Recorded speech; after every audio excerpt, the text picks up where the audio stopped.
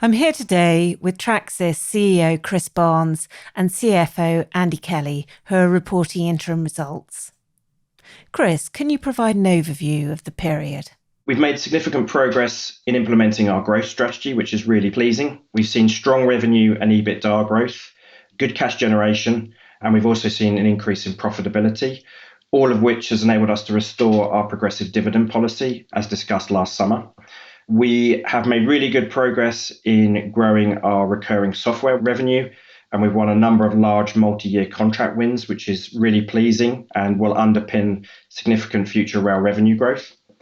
And really importantly, we have seen significant post-COVID recovery in our events and traffic data division. And that was a really key objective for this period.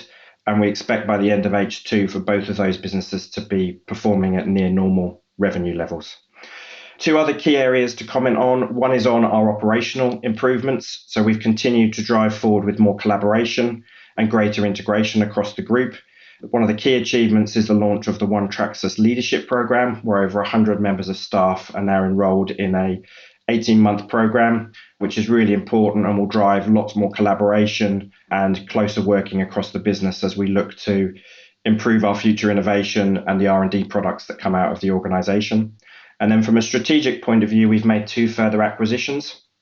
The first of those enables us to tackle the huge North American rail market through the acquisition of a business called Comm, who've got a huge sales network across the US into all of the major players. And then secondly, we acquired Icon Geo, an Earth observation business, which enables us to expand our data analytics and GIS footprint, which again is another important part of our strategic growth plan. Andy, can you give us an overview of the financial results in the period? So as Chris said, we're reporting results for the first half of the year, which show strong growth in both revenue and profit versus the same period last year. Revenue in total increased by 31% to £29.2 million. And we also saw strong growth in adjusted EBITDA, which was up 14% to £6.2 million, and profit before tax up 16% to £1.3 million. And we saw profit growth in both sides of the business. Our cash generation remained strong, and we closed the half year with £25.1 million of cash on the balance sheet and no debt. And the two acquisitions that Chris mentioned were completed out of our cash reserves, including Comm, which was obviously using some of that £25 million post-period end.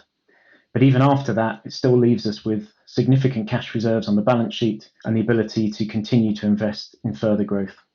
And in the context of seeing a recovery in demand in those parts of our business that were most impacted by COVID, we have restored our progressive dividend policy and are declaring an interim dividend of 0.9 pence per share. And how has each part of the group performed in the first half? This slide shows how the parts of our business have contributed to driving that strong growth in revenue. In the Rail Technology and Services division, which is shown here on the slide in green, we've seen further growth in rail software revenue, overall increased by 4% to £9.5 million. And we've won a number of new contracts on this side of the business during the first half and in the last few weeks that leave us well positioned to continue to grow this part of the group. Our remote condition monitoring business saw H1 revenues decrease to £2.2 million, having delivered a record performance in the first half of last year.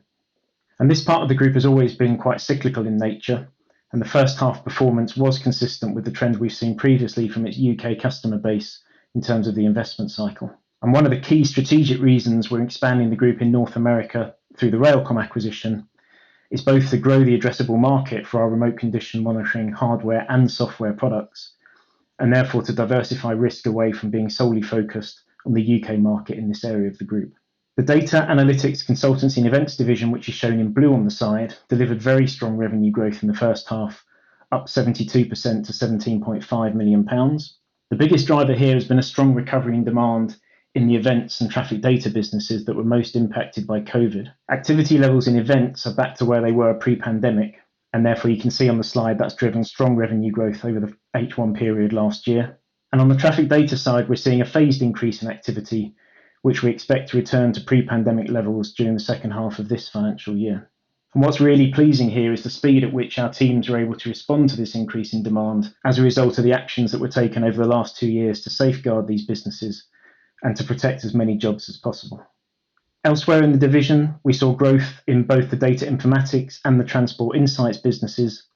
Both of these delivered organic growth, as well as benefiting from the acquisitions of Icon Geo and Flash Forward Consulting, respectively, that were completed in calendar year 2021. And Chris, stepping away from the financials, how has the group developed since the last set of results? We've been focused on 4 strategic priorities. The first of those is driving organic growth, and the key focus there has been on increasing recurring revenue across the group. And I'm pleased to say we've made significant progress there across all of our rail technology product areas. So to give some highlights, we've won large multi-year Tracsis enterprise contracts, not only in the passenger space, but also now with freight operators, which we've had our first win in the freight sector. We've continued to win both remote condition monitoring hardware and software contracts. And we've also won smart ticketing and delay repay contracts in the period. So that has enabled us basically to translate our record pipeline into ongoing recurring revenue, which will feed through as growth over the coming period. So that was really pleasing for us. And the pipeline continues to be really strong and continues to benefit from the UK's transition to the Great British Railways model. The second area is to expand our addressable markets. We're looking to do that in 2 ways. One is through acquisition, which I'll comment more on in a moment. And the other is through looking at new product areas that we can access via greater levels of innovation, or also by joining together the different technologies for the different parts of our business. So that's very much driven by our innovation hub, which we're continuing to make progress with.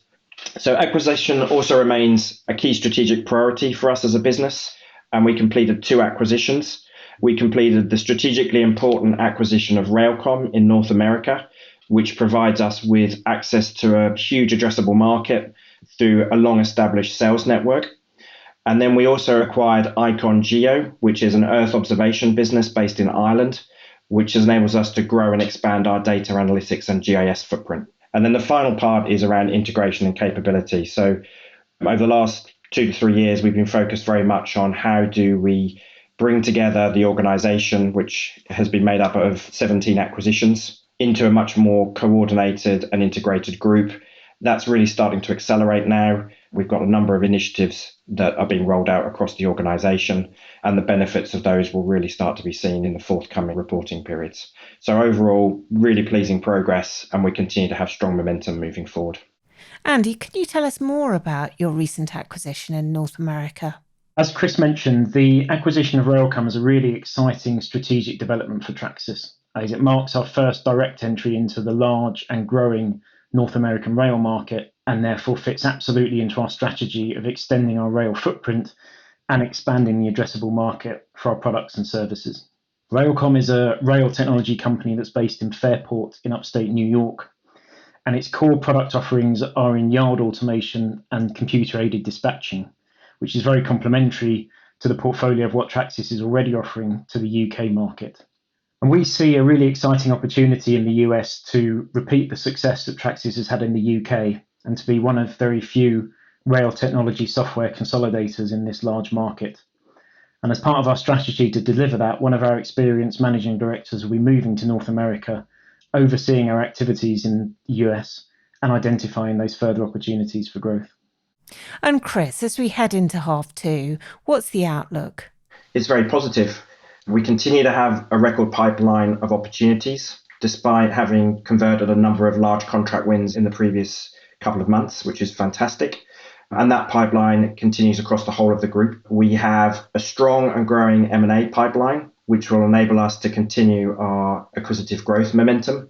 And as a reminder, that continues to be focused around extending our rail software and our data analytics and GIS footprint. We're going to continue to focus on the further integration of the group, which will include the ongoing implementation of our ESG priorities.